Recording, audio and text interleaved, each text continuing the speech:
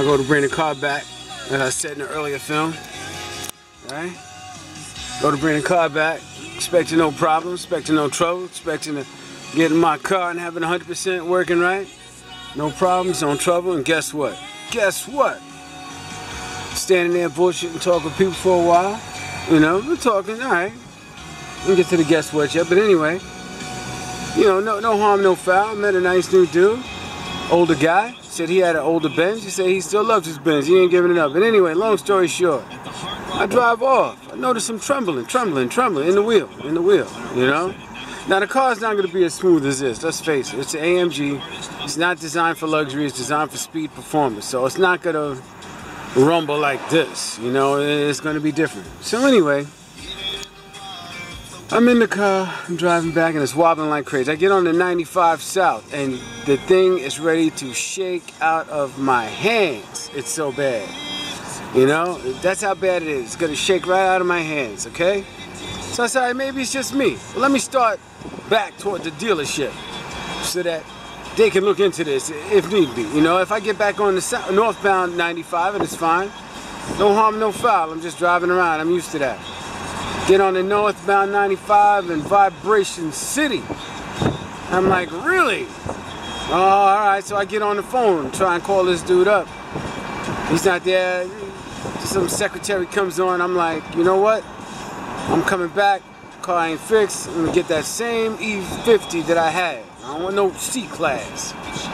Unless it's gonna be that new C-Class. But anyway, I get back there. I'm furious, you know. I'm like, Lord, please let me control myself. Let me please control myself. So anyway, I speak to Steve and let him know, look, the car doesn't seem to have been balanced. He said, oh, but the guy told me balance it. Okay. He takes it back. As I'm leaving, I see him starting out into the mechanic shop, and he's raising his voice, so he ain't too happy either. At the same time, I see Robin tell Robin. Robin's not happy either. He says he's going to talk to Steve and talk to the general manager. I go out in the parking lot. You know, first he gives me the keys, I'm sorry, to the 350 I just turned in. So I get into that. I call up my Jen. She calms me down. You know. Start heading home. Some dude cuts me off. I'm like, oh no, not today, not right now.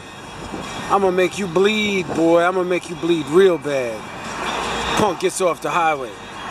And as I can't get to him no more, in essence, he and me have a huge patch of grass in between us because he got off like a bitch and kept going, you know, to get off. I know it exit too, the Burlington Coat Factory exit. He puts up his little middle finger. You pussy motherfucker. Man, I was gonna make him bleed, boy.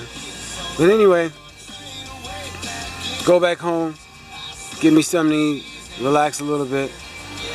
Then Steve calls me up and says, look, you're sorry, but it looks like the guy may have hit something, like a pothole or something. I'm like, what the fuck?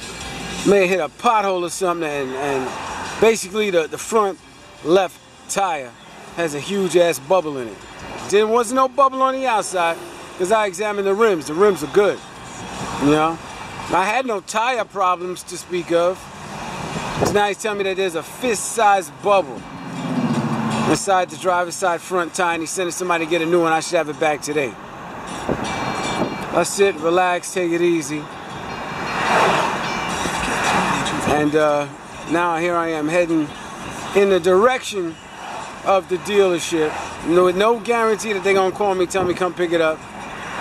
But I figured I want to be close when they call. If they call, tell me to pick it up, I want to be close. Yeah, I want to be close. So that's where we're at right now. I'm in my beloved E350, loving it. I mean, it's a beautiful car.